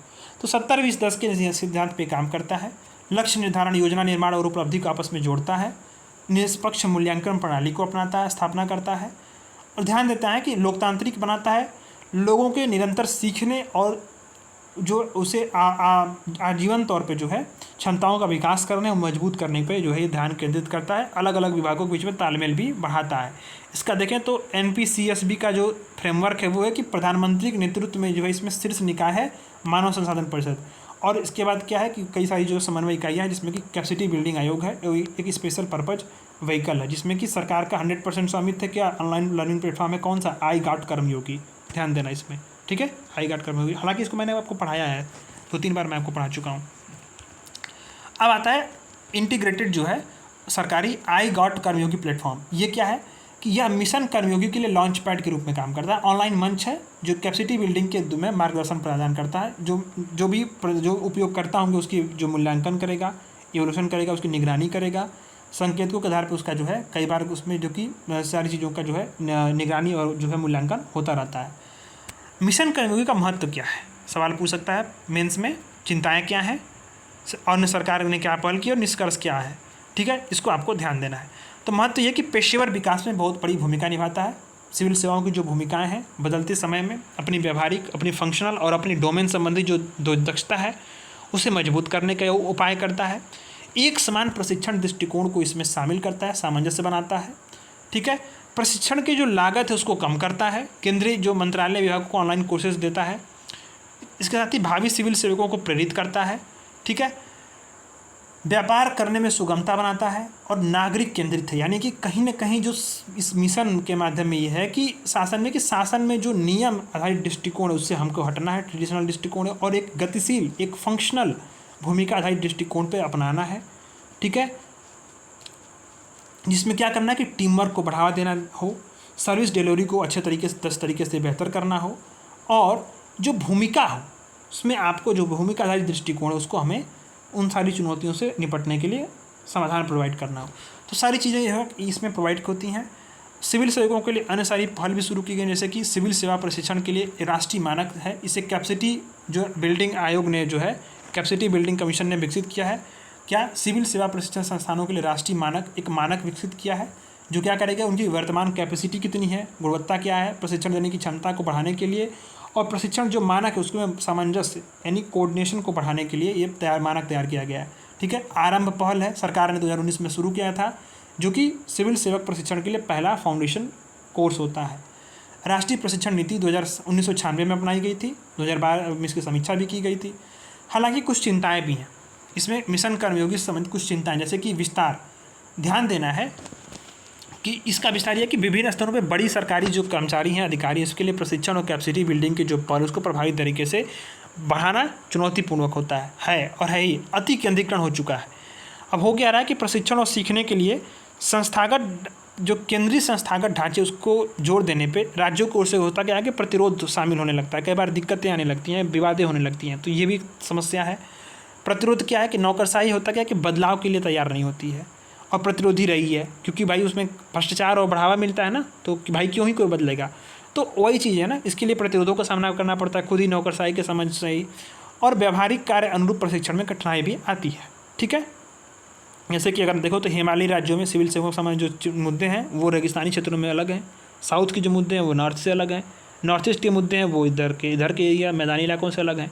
तो सारी चीज़ें हैं। ठीक है, निष्कर्ष देखें, हाँ, इतने सारी जो विविधताएं की वजह से जो दिक्कतें हैं, तो ऐसे में एक मानक विकसित करना कहीं ना कहीं दिक्कतें पैदा कर सकता है मिशन कर्मयोगी समझ। तो निष्कर्ष क्या है कि ये भारत सरकार की बहुत ही साहसिक पहल है, जो कि प्रशिक्षण प्रक्रिया का लोकतांत्रिकरण कर सकती है, जटिलता, लालफिताशाही और जो खंडित रूप से कार्य करने की जो वर्किंग कल्चर है उसको दूर कर सकती है, और सिविल सेवाओं के जो है उसके सिविल सेवकों की जो आवश्यकता है उसके अनुसार प्रशिक्षण लेना, राज्यों के साथ सहयोग करना और उनको प्रभावी ढंग से कुशलतम तरीके से सेवाओं को प्रदान करने और अपनी जवाबदेहिता, पारदर्शिता और कार्यकुशलता को बढ़ाने में कहीं ना कहीं प्रभावित साबित हो सकता है। ठीक है, कैपेसिटी बिल्डिंग आयोग को जान लेना है थोड़ा सा आपको कि 2021 में इसको अधिसूचित किया गया था राजपत्र में, और किसने अधिसूचित किया था, तो कार्मिक और प्रशिक्षण विभाग ने इसको बनाया गया था, स्वतंत्र निकाय है। ठीक है, एक अध्यक्ष 2 सदस्य होते हैं। इसकी कार्य क्या है, जो विभिन्न मंत्रालय विभाग है उसकी वार्षिक जो क्षमताएं निर्माण योजना तैयार करना है, सिविल सेवाओं के बारे में वार्षिक रिपोर्ट तैयार करना है, विभिन्न जो भागीदार उसका अनुमोदन करना है, और जो सरकारी विभाग, संगठन, एजेंसी उसके बीच में कोऑर्डिनेशन स्थापित करना है। इसका मुख्य उद्देश्य यही है। ठीक है, नेक्स्ट आर्टिकल आता है ऑनलाइन गलत सूचना, ऑनलाइन मिस इन्फॉर्मेशन। इसमें बताया गया है कि हाल ही में सुर्खियों में क्यों रहा, क्योंकि यूएन के जो संघ उसने ऑनलाइन गलत सूचना, दुष्प्रचार और हेट स्पीच के प्रसार को रोकने के लिए एक वैश्विक सिद्धांत, global principle for information integrity recommendation for the multi stake action को जारी किया है। कौन जारी किया है, यूएनओ ने जारी किया है। ठीक है, क्या जारी किया है, global principle for information integrity recommendation for multi stakeholder action. किस लिए, ऑनलाइन गलत सूचना, दुष्प्रचार और हेट स्पीच को रोकने के लिए। मिस इन्फॉर्मेशन क्या होती है कि झूठा भ्रामक कंटेंट हो, किसी के बारे में झूठी सूचना हो, धोखा देना हो, या किसी फ्रॉडगिरी के इरादे से झूठी सूचना फैलाई जाए जिससे कि लोगों को नुकसान हो रहा है, इसी को मिस इन्फॉर्मेशन बोलते हैं। और सोशल मीडिया पे देखें तो पोस्ट का बहुत ही तेज़ी से प्रसार ने समस्या को बढ़ा दिया है। सोशल मीडिया के पास अनरेगुलेटेड है, लोग शेयर करते जाएंगे, लोगों के पास पहुँचती जाएगी, तो ये अनरेगुलेटेड है। और विश्व की अगर देखें तो लगभग आधी आबादी के पास इंटरनेट की सुविधा है। ऐसे में इसका आदान प्रदान और इसका प्रसार काफ़ी तेज़ी से होता जाता है। तो ऑनलाइन गलत सूचना के प्रभाव के लिए कारक क्या है, फैक्टर, तो अस्पष्ट और सरल संदेश होते हैं जो लोग तेज़ी से विश्वास कर लेते हैं और बिना कुछ सोचे समझे फॉरवर्ड कर देते हैं। आप जानते होंगे मोबाइल के व्हाट्सएप पे बहुत सारी चीज़ें आती होंगी, आप जानते होंगे, इसमें कोई बताने की ज़रूरत तो नहीं है। विश्वसनीय स्रोत, अब होता क्या है कि स्रोत ऐसे बनाए जाते हैं ना लगें कि विश्वसनीय है और इसी कारण तुरंत शेयर हो जाते हैं। और पुष्टि से समझ लोग पूरा, जैसे होता क्या है कि जो संदेश होता है ना, लोग उन संदेशों को प्रायोरिटी देते हैं। मान लो कि अगर आप सरकार के खिलाफ हैं और आपको मैसेज आया सरकार के खिलाफ कोई पोस्ट का, भले ही वो गलत हो, पर आप सरकार के खिलाफ, आपकी मेंटालिटी बनी हुई है, पूर्वाग्रह बना हुआ है, तुरंत आप उसको फॉरवर्ड करोगे ताकि हाँ एकदम ये देखो ये कमी दिख गई अपने लोगों को। तो वो चीज़ें होती हैं। भावनात्मक प्रतिध्वनि भी होती है, कई बार भावनाओं को दर्शाने वाले संदेश होते हैं, जैसे हिंदू धर्म के खिलाफ, मुस्लिम धर्म के खिलाफ, बौद्ध धर्म के खिलाफ। तो सारी चीज़ें जो होती हैं ना, ये कहीं ना कहीं भावनात्मक प्रतिध्वनि जो होती है किसी कम्युनिटी के खिलाफ, धर्म के खिलाफ, जाति विशेष के खिलाफ, ये भी एक जो है बहुत बड़ा कारक होता है। सूचना की कमी होता क्या है कि सटीक सूचना का जो है अभाव या भ्रामक सूचना इसका अधिक कारण बन सकता है। तो इसके नकारात्मक प्रभाव क्या हैं, इन ये सारे तो फैक्टर देख लिया हम लोगों ने। अब होता है कि इसके ऑनलाइन सूचना के गलत नकारात्मक प्रभाव कौन कौन से चीज़ें हैं, ठीक है। तो ये क्या है कि अपारदर्शी एल्गोरिदम। अब होता क्या है कि जो एल्गोरिदम होता है किसी भी सोशल मीडिया का, या जैसे यूट्यूब का या फेसबुक का, इंस्टा का, फिर व्हाट्सएप का, ये सूचनाओं को बहुत अधिक उत्पन्न करता है और नेशनलवाद, भेदभाव जैसे लोगों को मजबूत बनाता है। ये जो एल्गोरिदम है लोकतंत्र के लिए कई बार खतरा होता है। ये सबसे बड़ी नकारात्मक ये है कि लोकतंत्रों के लिए बहुत अधिक खतरा होता है। इससे जो सार्वजनिक संस्थान होंगे, मीडिया होंगे, इस पर लोगों का विश्वास कम होगा। एसडीजी को हासिल करने में कहीं ना कहीं चुनौतियां बढ़ा रही हैं, जैसे कि बहुत सारी जो है ये जलवायु परिवर्तन संबंधी बाधाएं भी बन रहे हैं, भ्रामक अभियान, कई बार ग्रीन वॉशिंग जैसी जो दुष्प्रचार हैं, भ्रामक कंटेंट्स हैं, अर्थव्यवस्था को कई बार हानि पहुंच रही है। इससे लोगों को कहीं ना कहीं जो है मानसिक तनाव का भी सामना करना पड़ रहा है, ठीक है। कई बार अगर आप देखें तो कोविड-19 समझ में जो वैक्सीन थी उसमें भी कई बार जो है ये समस्याएं फैलाई गई, दिक्कतें अप्रसार, मतलब इसमें बहुत सारी जो चीज़ें हैं, भ्रामक जानकारियाँ फैलाई गई थी। अर्थव्यवस्था पर प्रतिकूल प्रभाव पड़ता है, ठीक है। तो गलत सूचनाएं, तो इससे क्या होती है कि आर्थिक नुकसान और आर्थिक अस्थिरता कहीं ना कहीं बढ़ावा होता है। तो इससे आता है कि ऑनलाइन गलत सूचना से निपटने में कौन कौन सी चुनौतियां हैं। तो तीव्र डिजिटल प्लेटफॉर्म्स, चुनौतियाँ क्या है कि एआई, अभी आप देखो ना, डीप फेक वीडियो सबसे बड़ी चुनौती है। आर्टिफिशियल इंटेलिजेंस में सबसे अधिक आज मैं डेटा पढ़ रहा था, 44% जो है पूरे जहाँ एआई यूज हो रहा है विश्व में, उसमें इंडियन लोग यूज कर रहे हैं। तो ये कहीं ना कहीं इसकी गति देखें, इसकी इंटीग्रिटी देखें इन्फॉर्मेशन की, तो वो उसके समझ गंभीर सूचना का खतरा पैदा करती है। और गंभीर ये खतरा है ही वास्तव में। रीडर की जो सुदूर अवस्थिति होता क्या है कि जो तथ्य की जांचकर्ता होते हैं वो रीडर से अलग अलग होते हैं। तो किसी भी मतलब सूचना में सुधार या सूचना को रद्द करने से अनजान हो जाते हैं। डेटा इनक्रिप्शन तकनीक देखें तो व्हाट्सएप जैसे जो इनक्रिप्टेड प्लेटफॉर्म है वो गलत सूचना की निगरानी और उस पर रिएक्शन उस पर मुश्किल बनाता है। होता है ना कि कई बार डेटा को इनक्रिप्टेड बनाने के लिए लोग जो है इसमें कई बार मैसेंजर्स होते हैं वो डेटा शेयर करते नहीं हैं, तो ये भी दिक्कतें होती हैं। मीडिया के बारे में कई बार लोगों के जो होता है कि बहुत अधिक कम समझ होती है और सुभ्यता भी काफ़ी अधिक होती है। जो वृद्धजन होते हैं, जो बच्चे होते हैं, वो काफ़ी अधिक संवेदनशील होते हैं, झूठी खबरें वो अधिक फैलाते हैं या आप विश्वास कर लेते हैं। जैसे बच्चे देखो, आप बच्चों में आप देखो कार्टून दिखाओ ना, छोटे सांप दिखाओ, बिल्ली दिखाओ, ये भी देखेंगे, उसमें कुछ भी मान लेंगे। इसी तरह वृद्ध लोग भी जो है झूठी खबरों को अधिक प्रसारित करते हैं। रोचक कंटेंट, क्योंकि वो लोग क्रॉस चेक तो करते नहीं हैं, रोचक कंटेंट भी कई बार जो होता है, कई बार क्या होता है कि ये सारी चीज़ें जो है भ्रामक कंटेंट को लोगों को आसानी से जो है स्वीकार करता है। और इसमें होता क्या है कि जो ऑडियो वीडियो होते हैं ना, वो कहीं ना कहीं अधिक प्रसारित होते हैं, जिसमें कि गलत संदेशों का जो है कहीं ना कहीं छुपा हुआ एक बैकअप होता है, जो कि लोगों को कहीं ना कहीं हिट करता है। तो ये चीज़ें अब होता है कि ऑनलाइन गलत सूचना से निपटने के लिए कौन कौन सी पहल शुरू की गई है। तो वैश्विक स्तर पर शुरू की गई सोशल मीडिया फॉर पीस। कौन शुरू किया है? यूनेस्को ने शुरू किया। क्या शुरू किया है? Social media for piece. यानी उसका उद्देश्य ये है कि वैश्विक तौर पे ऑनलाइन जो प्रसारित हानिकारक कंटेंट है, हिंसा भड़काने वाली हेट स्पीच है, उसको समाज के प्रति जो लचीलापन है उसको मजबूत करना है। भारत में कौन कौन सी सूचनाएं जो पहले शुरू की गई? तो सूचना प्रौद्योगिकी नियम 2021, IT एक्ट 2008, भारतीय न्याय द्वितीय संहिता 2023 और PIV फैक्ट यूनिट है, FCU। ये क्या करती है कि सरकारी नीतियों, पहलों, योजनाओं पर जो स्वतः संज्ञान के माध्यम से जो गलत सूचनाएं फैल रही हैं वो उसको चेक करती है। PIB की प्रेस इन्फॉर्मेशन ब्यूरो की जो है एक फैक्ट चेक यूनिट है, ठीक है, FCU। अब होता है कि आगे की राह क्या हो सकती है। तो UN के इंफॉर्मेशन इंटीग्रिटी के जो वैश्विक सिद्धांत हैं, इसमें 5 सिद्धांत इसको रेखांकित करते हैं, जो गलत सूचना से निपटने के लिए और मानवाधिकारों और व्यक्ति की स्वतंत्रता को जो है उसको बनाए रखने की बात करता है, जिसमें सामाजिक विश्वास और लचीलापन है, सकारात्मक प्रोत्साहन है, लोगों का सशक्तिकरण है, स्वतंत्र, मुक्त और बहुलवादी मीडिया है, और पारदर्शिता, अनुसंधान है। ये सब सारी चीज़ें होती हैं। ये आगे की राह ये है, जिसमें अगर देखें तो सामाजिक विश्वास यानी सभी भाषाओं और लचीलापन यानी सभी भाषाओं में मजबूत डिजिटल विश्वास और जो सिक्योरिटी सिस्टम उसको लागू करना चाहिए। महिलाओं, बच्चों और जो सुभेद वर्ग हैं उन पर ध्यान देना चाहिए। सुरक्षात्मक प्रोत्साहन में यानी कि जो ऐसे मॉडल्स अपनाने चाहिए जो कि मानवाधिकार को प्रायोरिटी देते हों। लोगों का सशक्तिकरण, विश्वास, सिक्योरिटी और जो गोपनीयता संबंधी डेटा है पॉलिसी उस पर प्रतिक्रिया देने में सक्षम बनाना चाहिए। ठीक है। डिजिटल साक्षरता प्रशिक्षण को प्रायोरिटी देना चाहिए। स्टेट और जो टेक्निकल कंपनियां उनको प्रेस की स्वतंत्रता और पत्रकारों की सुरक्षा को सुनिश्चित करना चाहिए। ऐसे मीडियाकर्मियों, संगठनों और पत्रकारों को समर्थन करना चाहिए। पारदर्शिता और अनुसंधान से जो है अगर देखें तो सूचना प्रसार, डेटा और जोखिम प्रबंधन को समझने के लिए हमें तकनीकी कंपनियों के समक्ष जो है पारदर्शिता को बढ़ानी चाहिए। इससे क्या होगा क्या कि जो गैप हो रहा है ना, कहीं रिसर्च गैप हो रहा है, असमानताएं हैं, उससे जो है उससे निपटने में मदद मिलेगी। और इन गैप्स को फिल करके हम जो मिस इन्फॉर्मेशंस फैल रहे हैं वैश्विक तौर पे, इससे बहुत बड़ी जो हानि हो रही है सामाजिक, राजनीतिक, आर्थिक तौर पे, उससे हम लोग निपट सकते हैं। ठीक है।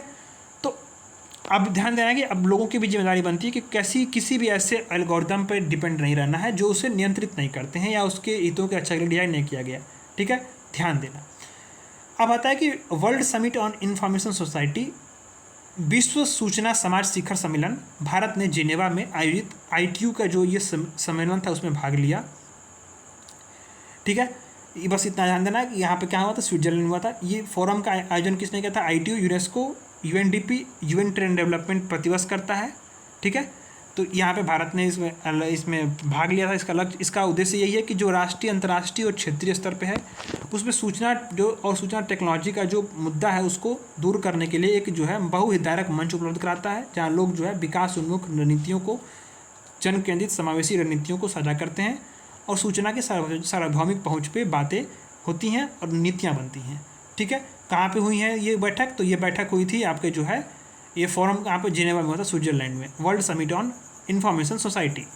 ठीक, तो अब आपके ये बड़े वाले आर्टिकल कंप्लीट हो जाते हैं। नेक्स्ट अब हम लोग आते हैं न्यूज इन शॉर्ट में। नए आपराधिक कानून 1 जुलाई से लागू हो गए थे। जो नए आपराधिक कानून को मैं 3-4 बार पढ़ा चुका हूँ, अब दोबारा तो मैं आपको पढ़ाऊंगा नहीं, इसमें मेन चीज़ें बता दूंगा। वो 1 जुलाई से लागू हो गए हैं। देश के जो नए 3 आपराधिक कानून थे उसको 2023 में पारित किया गया था। ठीक है, अभी इसमें इसकी एक धारा 106 क्लास 2 को नहीं लागू किया गया है। यह धारा हिट एंड रन के मामले से संबंधित है, बाकी सभी चीज़ें लागू हो गई हैं। इसका महत्व क्या होगा कि सुधारात्मक न्याय को सुनिश्चित करेगा, न्याय प्रणाली का मॉडर्नाइजेशन करेगा और बिना बाधा की सूचना का आदान प्रदान करेगा। इंपॉर्टेंट जो प्रावधान देख लेते हैं तो भारतीय दंड संहिता के आधार पर जो है भारतीय न्याय संहिता अपनाई गई 2023 में। इसमें कम्युनिटी सर्विस करने की, यानी छोटे मोटे अपराध के लिए सामुदायिक सेवा का बात की गई है। दंड नहीं होगा, जेल नहीं होगा। 18 वर्ष से कम आयु की किसी लड़की के साथ जो लैंगिक संबंध होगा वो बलात्कार माना जाएगा। आतंकवादी कृत्य को एक जो है अपराध के रूप में इसमें परिभाषित किया गया है। इसी तरह देखें तो दंड प्रक्रिया संहिता जो है 1973, उसके जगह पर भारतीय नागरिक सुरक्षा संहिता अपनाई गई, जिसमें विचाराधीन कैदियों की हिरासत की बात की गई है कि जिन कैदियों ने अपनी अपराध की या अपने कारावास की अधिकतम अवधि का जैसा अगर हिरासत में बिता लिया है तो न्यायालय द्वारा जमानत पर रिहा कर दिया जाएगा। जो हस्ताक्षर और उंगलियों की जो है फिंगरप्रिंट कहीं ना कहीं जो है वो फर्स्ट क्लास मजिस्ट्रेट को जो है वो लेने की अनुमति देता है, चाहे व्यक्ति वो गिरफ्तार किया गया हो या नहीं किया गया हो। दूसरा है भारतीय साक्ष्य अधिनियम, तीसरा जो एक्ट है वो किसके अधिनियम पर आया था? तो 1872 के जगह पे भारतीय साक्ष्य अधिनियम जो है मॉडर्न तरीके पर, जिसमें कि साक्ष्य के रूप में डिजिटल रिकॉर्ड और इलेक्ट्रॉनिक रिकॉर्ड को स्वीकारता दी गई थी और मौखिक साक्ष्य को भी जो है सूचना को, मतलब मौखिक साक्ष्य को भी यहाँ पे स्वीकारोक्ति इस वाला जो एक्ट में वो दी गई थी। ठीक है, बयान अगर जो दिए जाते हैं तो, हालांकि मैंने इसको बहुत अच्छे तरीके से कई बार पढ़ाया है तो इसमें और पढ़ाने की ज़रूरत है नहीं। नेक्स्ट आता है आपका जो छोटा सा आर्टिकल है वो दूरसंचार अधिनियम 2023। ये इसके विविध जो प्रावधान लागू हुए हैं उसका उद्देश्य इस एक्ट का यही है कि जो दूरसंचार सेवाएं, टेलीकम्युनिकेशन की जो सर्विसेज हैं और नेटवर्क हैं उसका विकास, विस्तार और संचालन में कानून में संशोधन हो। और ध्यान देना है यह जो है भारतीय टेलीग्राफ एक्ट 1885 और वायरलेस टेलीग्राफी एक्ट 1933 को निरस्त करते हुए ये दूरसंचार अधिनियम 2023 को बनाया गया है। इसकी विशेषताएं अगर देखें तो कुछ चीज़ें इंपॉर्टेंट हैं, जैसे विविध शब्दावलियों को परिभाषित किया गया है। इससे जो अनिश्चितताएं होती थी उससे कम, मतलब वो कम होंगी, लोगों का विश्वास बढ़ेगा, ईज ऑफ डूइंग बढ़ावा मिलेगा। राइट ऑफ वे फ्रेमवर्क में संशोधन किया गया है। ठीक है, तो अभी यार इसमें ध्यान देना कि जो दूरसंचार कंपनियां हैं, सेवाएं, उसमें सिक्योरिटी का, डिस्ट्रीब्यूशन का और उपकरणों की खरीदी के लिए जो है मानक और नियमों के लिए जो है मूल्यांकन उपायों को सरकार क्या कर सकती है, उसको नोटिफाई कर सकती है। बस इतना ही जानना, बाकी सारी चीज़ों का जो है इसमें ध्यान देना कि सार्वजनिक सेवा दायित्व निधि का नाम बदल के डिजिटल भारत निधि कर दिया गया है। सवाल नहीं पूछेगा इस पर, ठीक है। बस मैं आपको पढ़ा दिया ताकि लोग छूटे नहीं, लोग हल्ला ना करें। कुछ भी छूटता है तो लोग हल्ला करने लगते हैं कि सर आपने ये छोड़ दिया, बट वो इंपॉर्टेंट नहीं है, मैं आपको बता दे रहा हूँ, ठीक है। डाकघर अधिनियम 2023 लागू हुआ है। इसके बाद जब ये लागू हुआ 2023 डाकघर अधिनियम, तो भारतीय डाकघर अधिनियम 1898 जो है वो निरस्त हो गया। यहाँ पे इंपॉर्टेंट प्रोविजंस ये हैं कि डाक सेवाओं को, इसको भी मैंने पढ़ाया मंथली मैगजीन में, तो लागू किया गया है इसको। तो पहले मैंने उसको पढ़ा दिया था, ये कानून तो बना था पहले ही 2023 में ही, तो शायद नवंबर दिसंबर मैंने इसको आपको पढ़ाया था, और ये अभी लागू हुआ है। इसमें डाक सेवाओं के जो डायरेक्टर होंगे, महानिदेशक होंगे, उसको भारतीय डाक का प्रमुख नियुक्त किया जाएगा। डाक द्वारा जो संदिग्ध पार्सल भेज सकते हैं उसको रोकने की शक्तियाँ केंद्र सरकार को दी गई हैं। किस आधार पे? तो राष्ट्र की सुरक्षा के आधार पे, राष्ट्रों की मैत्रीपूर्ण संबंध के आधार पे, लोक व्यवस्था या आपातकाल या लोक सुरक्षा के आधार पे केंद्र सरकार उन चीज़ों को रोक सकती है। डाकघर अपने सेवाओं के लिए जवाबदेह नहीं होगा, यहाँ जवाबदेह से उन्मुक्ति कर दी गई है, और किसी भी प्रकार का अपराध में जो है दंड का प्रावधान इसमें नहीं किया गया है, ठीक है, ध्यान देना है। ब्रिटिश काल में जो है डाक व्यवस्था 1727 में पहला डाकघर ईस्ट इंडिया कंपनी ने खोला था, और डलहौजी ने भारतीय डाकघरों को राष्ट्रीय महत्व के रूप में एक अलग संगठन के रूप में मान्यता दी थी। कोलकाता में जहाँ जनरल पोस्ट ऑफिस है, पहले वो फोर्ट विलियम था, ठीक है, ध्यान देना आपको। अब आता है 18वीं लोकसभा में 74 महिला सांसद। यूपी पीसीएस में ऐसे सवाल पूछता है, बीपीएससी भी सवाल प्रीलिम्स में पूछ सकता है। जो आपको इसमें कुछ डेटा है, कुछ को ध्यान देना है। 18वीं लोकसभा जो हुई थी, ये लोकसभा कौन सी है? 18वीं है, जिस चुनाव हुआ है अभी, जो सरकार बनी है। इसमें 74 महिलाएं हैं, यानी कितना परसेंट है? 13.6% संसद में चुनी गई हैं। पहले कितनी थी? तो 78 महिलाएं थी 17वीं लोकसभा में। अब कितनी हैं? 74 हैं, ठीक है। तो गिरावट थोड़ी सी हुई है। वर्तमान में अगर देखें तो महिला राज्यसभा सदस्यों की संख्या कितनी है? 14% है, और वैश्विक स्तर पर हिस्सेदारी कितनी है महिलाओं की? वो 26% है। सवाल यहाँ पे पूछ सकता है स्टेटमेंट में कि वैश्विक स्तर पे जो साझेदारी है वो महिलाओं से, वो मतलब इसमें सवाल दिया कि भारतीय जो संसद में महिलाओं की हिस्सेदारी वैश्विक स्तर पे संसदों में महिलाओं की हिस्सेदारी से अधिक है। स्टेटमेंट दे देगा तो आपको इस स्टेटमेंट को गलत करना है, क्योंकि वैश्विक स्तर पे जो महिलाओं की हिस्सेदारी कितनी है? 26% है संसदों में, एवरेज जो है। लेकिन भारत में क्या है? लोकसभा में 13% है, राज्यसभा में 14% है। 74 महिलाएं हैं टोटल, ठीक है। तो ये चीज़ को आपको ध्यान देना, सवाल यहाँ से बन सकता है। अब महत्व क्या है कि अब महत्व इसलिए कि महिला प्रतिनिधित्व का जानते होंगे कि आर्थिक संकेतकों पे महिलाएं बेहतर प्रदर्शन करती हैं, और आबादी में 50% हिस्सा महिलाओं का है, लेकिन प्रतिनिधित्व बिल्कुल कम है, 13%। चिंता का विषय है। और महिलाएं देखें तो पुरुषों की तुलना में कम आपराधिक और कम भ्रष्ट होती हैं। कई बार होता क्या है कि पुरुष प्रधान चुनौतियां हैं, सामाजिक पूर्वाग्रह हैं, स्ट्रक्चरल बाधाएं हैं, ये सारी चुनौतियां हैं। तो आपको चुनौतियां जानना ही मेंस के हिसाब से इंपॉर्टेंट है, आप ध्यान देना, ठीक है। महिलाओं को राजनीतिक प्रतिनिधित्व उठाने के लिए बढ़ाने के लिए कई सारे कदम उठाए गए हैं। तो इम्पॉर्टेंट कौन कौन से हैं? नारी शक्ति बंधन अधिनियम 2023, 106वां संविधान संशोधन, 106वां संविधान संशोधन ध्यान देना है। इसमें लोकसभा, राज्य विधानसभा, राष्ट्रीय राजधानी क्षेत्र दिल्ली की विधानसभा महिलाओं को 1/3 सीटों में आरक्षण देने का प्रावधान किया गया है। किसमें? लोकसभा, स्टेट के विधानसभा और राष्ट्रीय राजधानी क्षेत्र की दिल्ली की विधानसभा वाली महिलाओं के क्षेत्रों में। बाकी राज्यसभा नहीं है, विधान परिषद नहीं है, ठीक है, ध्यान देना। 73वें और 74वें संविधान संशोधनों द्वारा महिलाओं के लिए पंचायतों, नगर पालिकाओं में 1/3 सीटों का आरक्षण किया गया है। और भारत ने SDG टारगेट 5.5 हासिल करने का संकल्प लिया, जिसमें कि राजनीति और सार्वजनिक जीवन में महिलाओं की भागीदारी का आह्वान किया गया। कौन सा SDG? 5.5 SDG, ठीक है, ध्यान देना। अब आता है सेल्फ डिक्लेरेशन सर्टिफिकेट। सूचना प्रसारण ने सभी विज्ञापनों पे सेल्फ डिक्लेरेशन सर्टिफिकेट अनिवार्य कर दिया गया है, ठीक है। इसके बिना कोई भी टेलीविज़न पे, प्रिंट मीडिया पे, इंटरनेट पर किसी भी विज्ञापन का प्रसार करने की अनुमति नहीं दी जाएगी, ठीक है। तो ध्यान देना है कि विज्ञापन करवाने वाले विज्ञापन एजेंसी के जो प्रतिनिधि होंगे वो सेल्फ डिक्लेरेशन जो होंगे, हस्ताक्षरित जो होंगे, वो पोर्टल पे जमा करेंगे। तो टेलीविज़न और रेडियो पे कहाँ होगा? ब्रॉडकास्ट सेवा पोर्टल पे जमा होगा। प्रिंट मीडिया, डिजिटल मीडिया और इंटरनेट पर जो प्रसारित होंगे वाले जो विज्ञापन होंगे उसके लिए प्रेस काउंसिल ऑफ इंडिया के पोर्टल पर रजिस्ट्रेशन होगा, ठीक है। बस यही बातें हैं। प्रेस काउंसिल ऑफ इंडिया को देख लेते हैं, इंपॉर्टेंट है ये 1978 में एक वैधानिक, ध्यान देना है, ये वैधानिक है, वैधानिक और अर्धन्यायिक स्वायत्त प्राधिकरण है। करता क्या है? भारत में समाचार पत्रों, एजेंसियों के लिए मानकों को बनाता है और समय समय पर सुधार करता है ताकि प्रेस की जो है वो स्वतंत्रता बनी रहे। इसमें स्ट्रक्चर देखना, एक अध्यक्ष और 28 सदस्य होते हैं। परंपरा है, ट्रेडिशन, ये नियम नहीं है, ट्रेडिशन है, ये सवाल यहाँ पूछ सकता है, ट्रेडिशन है, सिर्फ परंपरा है कि इसका अध्यक्ष कौन होगा, सुप्रीम कोर्ट का एक रिटायर्ड जज होगा।